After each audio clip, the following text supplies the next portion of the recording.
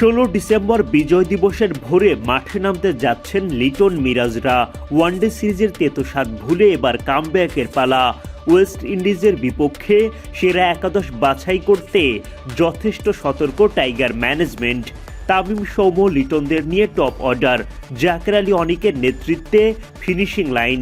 3 spinner নিয়ে শক্তিশালী spin বিভাগ, সাথে পেস ইউনিটেও সেরা 3 জন।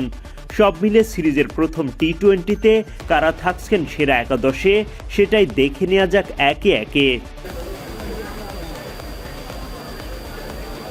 ওয়ানডে সিরিজে দল হিসেবে সাফল্য না পেলেও রানের দেখা পেয়েছেন বেশ কয়েকজন ব্যাটার।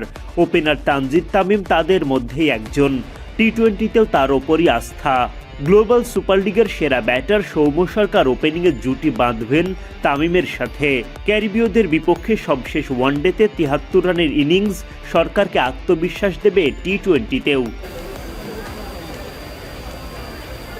নিয়মিত অধিনায়ক নাজমুল শান্তর অনুপস্থিতিতে টি-20 দলের নেতৃত্বের ভার এখন লিটন দাসের কাঁধে।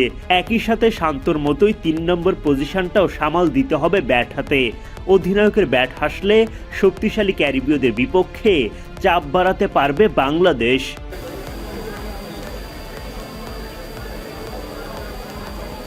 মেহেদী হাসান মিরাজের দায়িত্ব থাকবে মিডল অর্ডারে শক্ত ভিত গড়ে দেয়া, সাথে 4 ওভার টাইট বোলিংয়ে মারকুটে উইন্ডিজ ব্যাটারদের সামলে রাখা।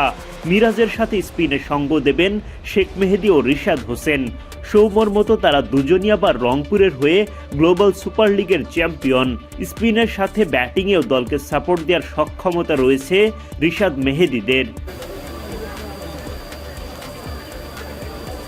দুর্দান্ত ফর্মে আছেন ফিনিশার জাকের আলী অনিক। তার বিধ্বংসী ইনিংস বদলে দিতে পারে ম্যাচের গতিপথ।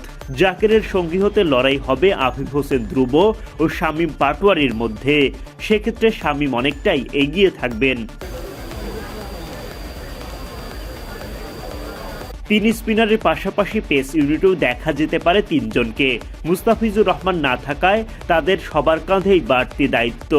নেতা তাসকিন আহমেদ তো থাকবেনই, সাথে আরও 2 ডানহাতি তানজিম সাকিব ও হাসান মাহমুদ।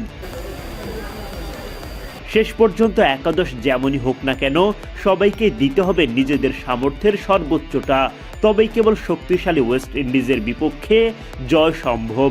16 ডিসেম্বর সোমবার বাংলাদেশ সময় ভোর 6টায় মুখোমুখি হবে 2 দল। বিজয় দিবসে ক্রিকেট মাঠেও বিজয়ের প্রত্যাশা ভক্তদের।